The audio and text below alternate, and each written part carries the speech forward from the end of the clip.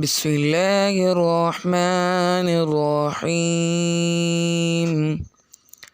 الحاقة ما الحاقة وما أدراك ما الحاقة كذبت ثمود وعاد بالقارعة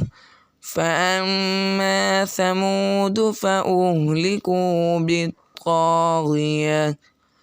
وأما عاد فأهلكوا بريح صرصر عاتية سخرها عليهم 7 ليال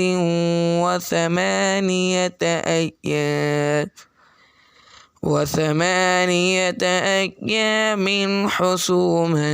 فترى القوم فيها صرعى كأنهم أعجاز نخل خاوية فهل ترى لهم من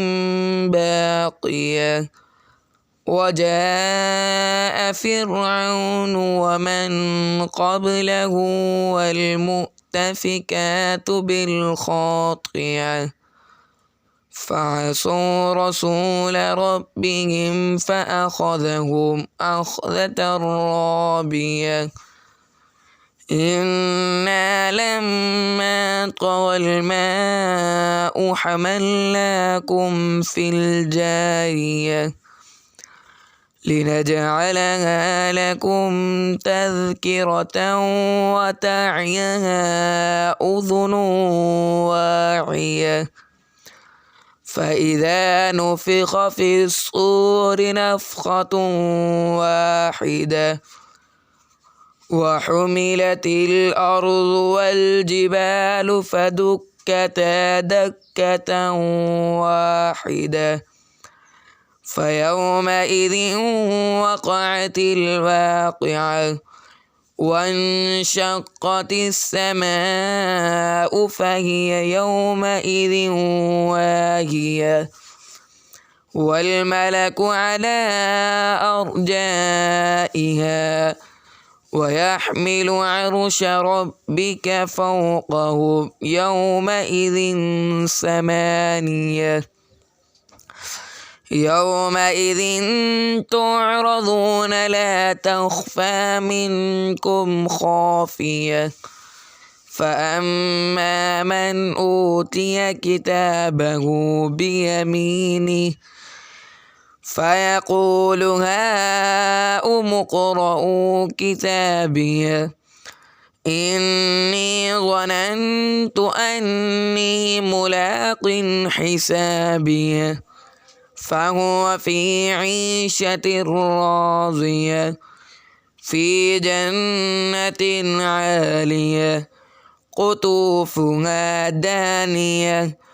كلوا واشربوا هنيئا بما أسلفتم في الأيام الخالية وأما من أوتي كتابه بشماله فيقول يا ليتني لم أوت كتابيه ولم أدر ما حسابيه يا ليتها كانت القاضية ما أغنى عني ماليه هلك عني سلطانيه خذوه فغلوه ثم الجحيم صلوه ثم في سلسلة ذرعها 70 ذراعا فاسلكون إنه كان لا يؤمن بالله العظيم ولا يحض على طعام المسكين فليس له اليوم هاهنا حميم ولا طعام إلا من غسلين لا يأكله إلا الخاطئون فلا أقسم بما تبصرون وما لا تبصرون إنه لقول رسول كريم وما هو بقول شاعر قليلا ما تؤمنون ولا بقول كاهن قليلا ما تذكرون تنزيل من رب العالمين ولو تقول علينا بعض الأقاويل لأخذنا منه باليمين ثم لقطعنا منه الوتين فما منكم من أحد عنه حاجزين وإنه لتذكرة للمتقين وإنا لنعلم أن منكم مكذبين وإنه لحسرة على الكافرين وإنه لحق اليقين فسبح باسم ربك العظيم.